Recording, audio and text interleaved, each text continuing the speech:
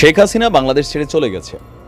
আগামী নির্বাচনেও বাংলাদেশ আওয়ামী লীগ নির্বাচন যদি করেও অস্তিত্ব থাকবে না বা পাশ করবে না, এটা কম বেশি আমরা সবাই জানি। এই নির্বাচনটা 3 বছর পরে হোক, 5 বছর পরে হোক, 10 বছর পরে হোক, ক্ষমতায় কিন্তু জামাত অথবা বিএনপি আসবে। তো ম্যাক্সিমাম লোকই বলছেন বিএনপি আসবে, বড় দল, সংখ্যাগরিষ্ঠতা আছে, মাঠ পর্যায়ে ভোটার বেশি। আচ্ছা, সম্মানিত দর্শক শ্রোতা, শেখ হাসিনা পদত্যাগ করে দেশ থেকে পালানোর আগে একটি ফাঁদ পেতেছেন। এই ফাঁদের মধ্যে সাবধান করা হচ্ছে বিএনপি এবং জামাতকে। এই নিয়ে গুরুত্বপূর্ণ একটি বক্তব্য দিয়েছেন। এই বক্তব্যটা শুনে আপনারা সকল তথ্য জানতে পারবেন কি ফাঁদ পাতিয়েছিলেন এই শেখ হাসিনা। তাহলে চলুন আমরা সেই বক্তব্যটি আগে শুনে আসি, এবং চ্যানেলে নতুন হলে অবশ্যই চ্যানেলটি সাবস্ক্রাইব করে নেবেন। শেখ হাসিনা বাংলাদেশ ছেড়ে চলে গেছে। আগামী নির্বাচনেও বাংলাদেশ আওয়ামী লীগ নির্বাচন যদি করেও অস্তিত্ব থাকবে না বা পাশ করবে না, এটা কম বেশি আমরা সবাই জানি। এই নির্বাচনটা 3 বছর পরে হোক, 5 বছর পরে হোক, 10 বছর পরে হোক, ক্ষমতায় কিন্তু জামাত অথবা বিএনপি আসবে। তো ম্যাক্সিমাম লোকই বলছেন বিএনপি আসবে, বড় দল, সংখ্যাগরিষ্ঠতা আছে, মাঠ পর্যায়ে ভোটার বেশি। আচ্ছা, এখন গত 15 বছরে বাংলাদেশ অনেকটা ডিজিটালাইজড হয়ে গেছে। ধরেন মুহূর্তের মধ্যে একটা খবর, এই যে আমি বলছি, গ্রামের প্রত্যন্ত অঞ্চলে কেউ নৌকায়, কেউ বাসে বসা, কেউ ট্রেনে বসা, কেউ হয়তো রান্না করতে করতে, কেউ হয়তো অফিসে বসে, চা দোকানে বসে ভিডিওটা আমার দেখছেন। এটা কেন সম্ভব হয়েছে? প্রযুক্তি। আজ থেকে ঠিক 15 বছর আগে সর্বশেষ যখন বিএনপি ক্ষমতায় ছিল তখন এই প্রযুক্তি ছিল না। তখন হয়তো কি, ধরেন কক্সবাজারে কোনো একজন যুবদলের বা ছাত্রদলের নেতা, সে আপনার একটা টেন্ডারবাজি করছে, চাঁদাবাজি করছে, অথবা কারো ঘাই দিছে, এই খবরটা জানার জন্য আপনাকে অপেক্ষা করতে হতো গণমাধ্যমের জন্য অথবা টেলিভিশনের উপর। আর গত 15 বছরে আমরা যারা সোশ্যাল মিডিয়া প্ল্যাটফর্ম ব্যবহারকারী আছি বা বাংলাদেশের সাধারণ জনগণ আছে, টেলিভিশনের নিউজ কেউ বিশ্বাস করে না, সোশ্যাল মিডিয়ার নিউজটাই সবাই খায়। এটার কারণ হচ্ছে কি, সোশ্যাল মিডিয়াতে যখন ঘটনাটা ঘটে কেউ না কেউ একজন ভিডিও ফুটেজ করে সামনে ছেড়ে দেয়। আর এতে হয়েছে কি, সুনামগঞ্জে বদরুল নামক একজন যুবক খাদিজারে সে কোপাইছে প্রেমের সম্পর্ক নিয়ে। খাদিজা অন্য জায়গায় বিয়ে বসে যেতে চাইছে অথবা তারে প্রত্যাখ্যান করছে। সেই কোপানির খবর সাথে সাথে চলে আসলো, পত্রিকার হেডিং হইল ছাত্রলীগ নেতা বদরুল খাদিজাকে কুপিয়েছে। পরের দিন ফেসবুকে, সোশ্যাল মিডিয়াতে আসলো বদরুল লীগের একই কাণ্ড। আচ্ছা, বদরুল যে ঘটনা ঘটাইছে সেটা কিভাবে ক্রিয়েট হয়েছে? এই মিডিয়া প্ল্যাটফর্মে ক্রিয়েট হয়ে গেছে।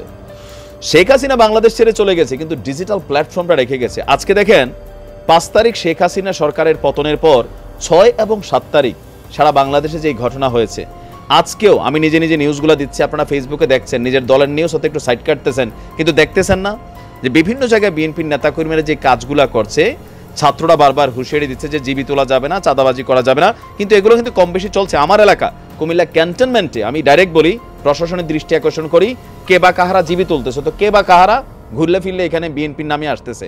যাই হোক, এটা বিভিন্ন জায়গায় হচ্ছে। এখন এই যে ক্যান্টনমেন্টে একটা সিএনজি থেকে একজন ছেলে জিবি তুলতেছে, আরেকজন যাত্রী যাইতে যেতে ক্যামেরা করছে, নিউজ চলে আসছে, দেখো সরকার বদলাইছে, আওয়ামী লীগ বিএনপি একই মুদ্রার এক পিঠ আরেক পিঠ, এরা বদলাবে না, ভোট চলে যাচ্ছে জামাতের কাছে। বিষয়টা বুঝাতে পারছি। এখন শেখ হাসিনা কোন ফাদরা রেখে গেছে? এই ফাদরা নাম হচ্ছে এই সোশ্যাল মিডিয়া প্ল্যাটফর্ম। এর আগে বিএনপি যখন ক্ষমতায় ছিল তখন অনেক কিছুই মানুষ দেখতে পায় নাই, কিন্তু আওয়ামী লীগ সরকারের এগুলা ঘন ঘন দেখছে। কেন? মিডিয়া, এই প্ল্যাটফর্ম। ধরেন ইন্টারনেট বন্ধ করে সারা দেশে যে ঘটনাগুলো হয়েছিল, মানুষ এগুলো ক্যাপচার করে রাখছে। আবু সাইদ মরছে, পত্রিকাতে আমরা শুনতাম পুলিশের গুলিতে, কিন্তু আমরা দেখছি কিভাবে আবু সাইদ মারা গেছে। এই দেখায় সারা বাংলাদেশ জেগে গেছে। এটা আপনি চোখে না দেখলে এত জাগাজাগি হইতো না। তো বিএনপির যারা নেতাকর্মীরা আছেন, আপনারা কিন্তু, এটা তারেক জিয়া সাহেব, তিনি দীর্ঘ 15 বছর বিদেশ বসে তিনিও কিন্তু ফেসবুক চালান। এতদিন শেখ হাসিনা বা সজীব ওয়াজেদ জয় বা ওবায়দুল কাদের তারা ফেসবুক চালানোর সময় পাইতো না। ছাত্রলীগ, যুবলীগ রাজপথে ছিল, টেন্ডারবাজি, চাঁদাবাজি, বিভিন্ন অ্যাক্টিভিটিজে তারা ছিল, তারাও কিন্তু সময় পেত না। এখন ফেসবুক দেখে কেউ পালায় আছে, কেউ বিদেশ চলে গেছে, কেউ বনে জঙ্গলে আছে, কেউ মেহমানদারিতে আছে, ঘরের থেকে বের হয় না, সারাদিন ফেসবুকে দেখে আর ভাবে আরে কোথায় কোনটা হচ্ছে। তারা কিন্তু এখন দেখেন মানে মিক্সিং কমেন্ট হওয়া শুরু হয়েছে, কাউন্টার কমেন্টটা আসতেছে। এটা কই থেকে আসতেছে? এটা ছাত্রলীগ করতেছে বা আওয়ামী লীগের যারা সাপোর্টার আছেন তারাও কিন্তু হাহা রিয়েক্ট দেওয়া শুরু করেছে, তাই না? অনেক কিছু আসতেছে।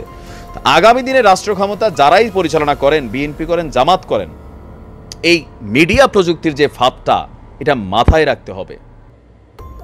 টেলিভিশন কি বলে ডাজন্ট ফ্যাক্ট। আপনি যেখানে যেটা করতেছেন সিসিটিভি ক্যামেরা অনেক জায়গায় এখন অ্যাভেলেবেল হয়ে গেছে, আগে এগুলো ছিল না।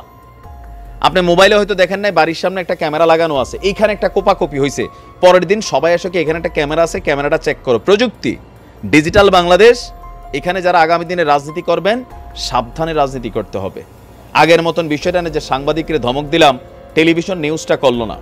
টেলিভিশন নিউজ করুক না করুক, কোনো না কোনো ক্যামেরার ফুটেজের টার্গেট আপনি, অথবা হাতে থাকা কোনো একটা ঘরের জানালার চিপা দিয়া এরকম জাস্ট এরকম ধৈর্য আপনারা রেকর্ড করে ছাইরা দিছে পরের দিন।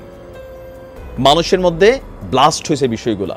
আর একটা জিনিস খেয়াল রাখেন, সব সময় যিনি শাসক অবস্থায় থাকেন তারই সমালোচনা হয়। আস্তে আস্তে আওয়ামী লীগের নামগন্ধ নাই হয়ে যাবে, আলোচনায় উঠে আসবে বিএনপি এবং জামায়াতের। যারাই রাষ্ট্র ক্ষমতা থাকেন, যেখানে যা করবেন, এই যে ফাঁদটা, এটা আওয়ামী লীগের জন্য বড় ভয়ঙ্কর হয়েছে। আওয়ামী লীগ সরকারের পতনের পেছনে প্রধান ভূমিকা, যে আমরা কথা বলি, পিনাকি দাদা কথা বলছে, সাংবাদিক ইলিয়াস বলছে, যতজনেই বলছে, আলোচনা সমালোচনা বাংলাদেশে ভাইব হয়েছে। দেশের ভিতরের ঘটনাগুলো আপনারা দেখছেন মুহূর্তের মধ্যে, এই মিডিয়া টেলিভিশন কিন্তু আপনারা দেখায় নাই। সো সামনের দিকে খেয়াল রাখেন। শেখ হাসিনা চলে গেছে, কিন্তু বিএনপি এবং জামাত বা যারাই রাষ্ট্র ক্ষমতায় বসবেন, আপনাদের জন্য কিন্তু কঠিন একটা ফাঁদ, যে ফাঁদে নিজে আটকে গেছিল আওয়ামী লীগ, সেই ফাঁদটা কিন্তু এখনো আছে। তবে যদি আপনারা সুষ্ঠু রাজনীতি করেন, দেশের জন্য কাজ করেন, চুরি চুট্টামি লুটপাট সন্ত্রাসী এই সকল অ্যাক্টিভিটিস না করেন, এই ফাঁদটা আপনাদের জন্য আশীর্বাদও হইতে পারে, তাই না? ভালো ভালো কাজ করবেন, মিডিয়াতে প্রচার করবেন। ব্যারিস্টার সুমন কেমনে হয়ে গেছিল? ভালো কাজ করে মানুষের কাছে কিন্তু অবস্থান নিছিল।